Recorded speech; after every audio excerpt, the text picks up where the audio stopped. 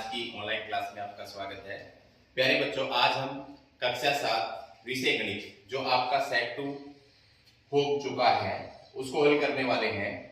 तो जो बच्चे मेरे चैनल को देख रहे हैं, जिन बच्चों ने चैनल को अभी तक सब्सक्राइब नहीं किया, वह सब्सक्राइब कर लें ताकि इस तरीके के जो वीडियोस आए उनके नोटिफिकेशन आपको मिल सके। तो शुरू करते हैं आज के सेट का हल।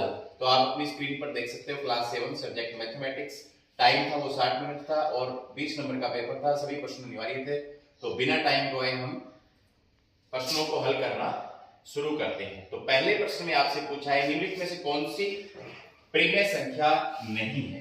तो प्यारे बच्चों, आपको बिल्कुल साफ दिखाई दे रहा है, प्रिमेय संख्याएं जो होती है वो अंश बटा हर के रूप में होती हैं और उसका हर जो है वो 0 नहीं होना चाहिए। तो ये 0/1 है, तो ये भी प्रिमेय संख्या है, ये भी प्रिमेय संख्या है, ये भी प्रिमेय संख्या है। तो यहाँ पर प्रिमेय संख्या कौन सी नहीं है?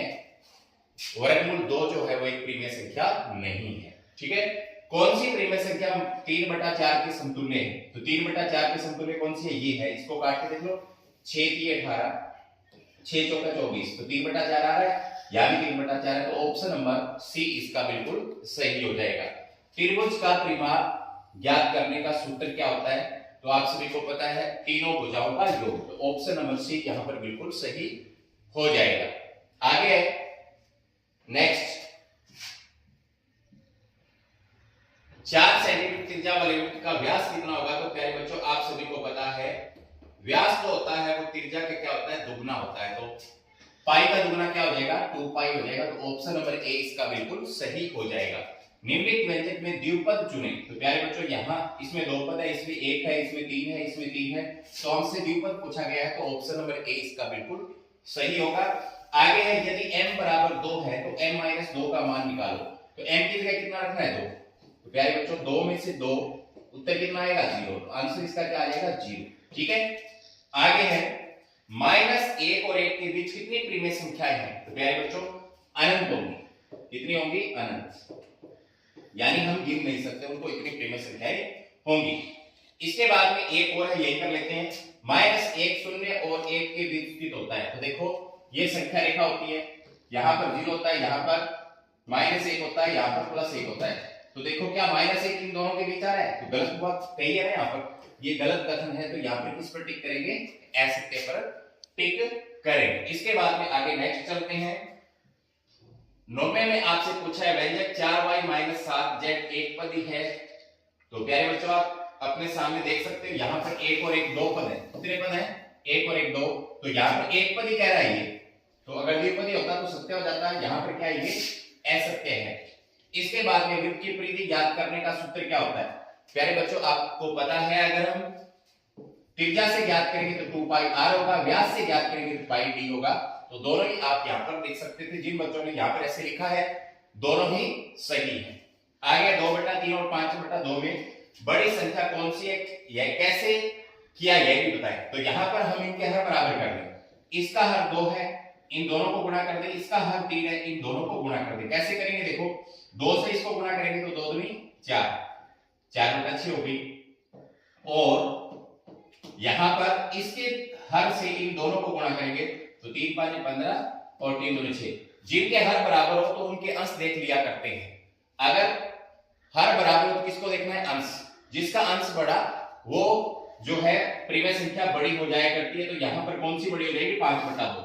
यहां 5/2 प्रिमेय संख्या बड़ी, प्रिमेय संख्या बड़ी है। ठीक है, और कैसे किया हमने? हर बराबर करके। इसके बाद में 3/13 भाग में -4/65 का मान ज्ञात कीजिए। तो प्यारे बच्चों, यहाँ पर भाग है, भाग को जब हम गुणा करते हैं तो आगे वाली जो रकम है, संख्या है, वो पलट जाया करती है। तो यहाँ पर क्या होगा? 3/13, इसको गुणा बनाएंगे तो क्या हो जाएगा? -65/4 हो जाएगा। अब आप देखो, 13 एकम 13, 13 का पढ़ा 1 तक पढ़ा, यहाँ पर 13 का पढ़ा कितने तक पढ़ेंगे? 5 तक। ठीक है, तो 65, ये माइनस ऐसा कैसे रहेगा? 5 की 15 माइनस का, और यहां पर नीचे 4 एकम 4, तो आंसर क्या आ जाएगा? -15/4। तो इस तरीके से हमने इसको हल कर लिया। आगे इसके बाद में 2 और हैं। 13वां है, 13वें में क्या है? देखो, यदि वर्ताकार शीट की परिधि 154 मीटर है तो शीट की त्रिज्या और शीट का क्षेत्रफल ज्ञात कीजिए। तो प्यारे बच्चों परिधि दे रखी है, अगर परिधि दी हुई है तो मैं आपको सीधा बता देता हूं, त्रिज्या ज्ञात करने का जो फॉर्मूला होता है वो होता है परिधि बटे में 2 पाई। क्या होता है परिधि बटा 2 पाई। तो परिधि हमारे पास 154 है और बटे में 2 और पाई का मान आपको पता है 22/7 होता है, तो 7 ऊपर जाएगा। तो यहाँ पर 22 एकम 22 आता है 154, तो ऊपर आ गया 7 7 49/2 और किस में दी हुई है ये मीटर में दी हुई है, तो 49/2 मीटर क्या आ गई त्रिज्या आ गई। अब क्या निकालना है, क्षेत्रफल निकालना है। क्या निकालना है, यहाँ क्षेत्रफल निकाल देते हैं। क्षेत्रफल का फॉर्मूला क्या होता है, पाई आर स्क्वायर होता है। तो पाई का मान 22/7, आर 49/2, कितनी बार लिखेंगे, 2 बार, 49/2। तो 7 7 49, 2 से 11 गुणा 7 गुणा 49, इनकी गुणा कर लेंगे, इतने वर्ग मीटर क्या आ जाएगी, क्षेत्रफल आ जाएगी इसकी। ठीक है, तो ये आप खुद कर लेना, 11 7 49 की गुणा कर लेना, जितना आएगा उसका क्या हो जाएगा, क्षेत्रफल हो जाएगा। इसके बाद में आगे चलते हैं 14 में आपसे क्या पूछा, देखो बिल्कुल आसान सा है। 14 में है यदि m बराबर 2 है तो 9 - 5m का मान निकालो। तो बिल्कुल आसान है, देखो 9 माइनस में 5, m की जगह कितना रखना है 2, तो क्या हो जाएगा 9, इसको गुणा करेंगे 5 दूनी 10, तो 9 में से 10 गया तो उत्तर -1, ये उत्तर आ जाएगा -1। आसान सा है। इसके बाद में आगे चलते हैं, यहां पर जब आगे चलेंगे तो यहां आपको इस पजल को हल करना है। इस पजल को हमें हल करना है, तो कैसे करेंगे इसको,